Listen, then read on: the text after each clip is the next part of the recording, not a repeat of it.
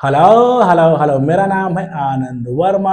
मैं हूँ एक medical career counsellor. Medical counselling centre में आपका स्वागत है।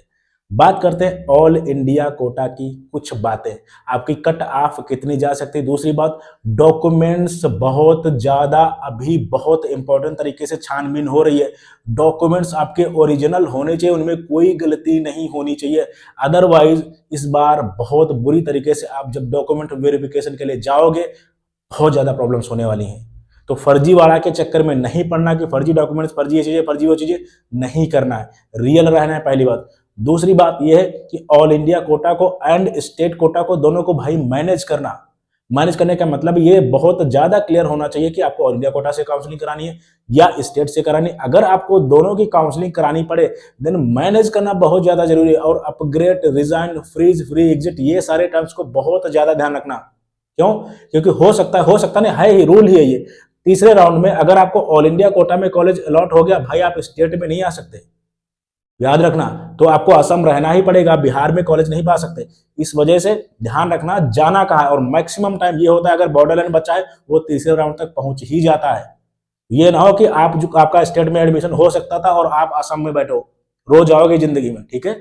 इसका ध्यान रखना। और मैं सीधा बोल रहा हूं कि आपको चीजें मैनेज करना है, बहुत ज्यादा क्लियर रखना है जाना कहां से है, ठीक है। ऑल इंडिया से कराना है, स्टेट से कराना है। दूसरी बात है, कोर्स बहुत जल्दी चूज करना है।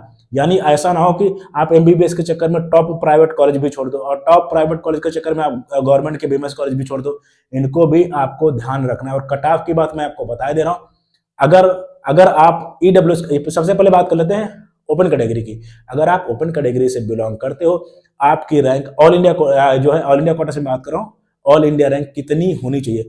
आपकी रैंक 25,000 से लेके 28,000 होनी चाहिए। और अगर ईडब्ल्यूएस की बात करें, आपकी रैंक 25,000 से लेके 30,000 होनी चाहिए। और अगर मैं ओबीसी की बात करूं, 25,000 से लेके 28,000 रैंक होनी चाहिए। और अगर मैं एससी की बात करूं देन आपकी 1.5 लाख से लेके 1,60,000 रैंक होनी चाहिए। एंड अगर एसटी की बात करूं, 1.5 लाख से लेके 1,70,000 रैंक तक होनी चाहिए। ये ऑल इंडिया कोटा की सेफ रैंक है।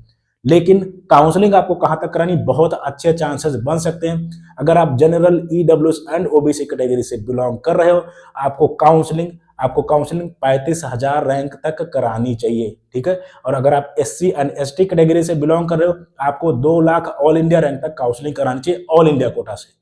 यहाँ आपके चांसेस बन सकते हैं। मैंने बात कर ली आप सेफ कहां तक रह सकते हो एंड आपको काउंसलिंग कहां तक करानी चाहिए। बाकी स्टेट कोटा की कट ऑफ डाउन जाती हैं। जनरल, ईडब्ल्यूएस एंड ओबीसी में, स्टेट कोटा में भी बहुत ज्यादा फ्लक्चुएशंस नहीं आते, लेकिन एससी एंड एसटी कैटेगरी में बहुत ज्यादा फ्लक्चुएशंस आते हैं, ठीक है। इसका आपको ध्यान रखना है। यानी अगर आपका ऑल इंडिया कोटा में एडमिशन हो गया देन स्टेट कोटा में तो वैसे भी हो जाएगा। हाँ, कुछ एक्सेप्शंस हैं जहां पे ऑल इंडिया कोटा की कट ऑफ जो है लो रह जाती है स्टेट कोटा। जैसे अगर मैं बात करूं हरियाणा की, भाई यहाँ पे जो है स्टेट की कट ऑफ बहुत हाई रहते हैं, कभी कभी ऑल इंडिया की कम रहती है।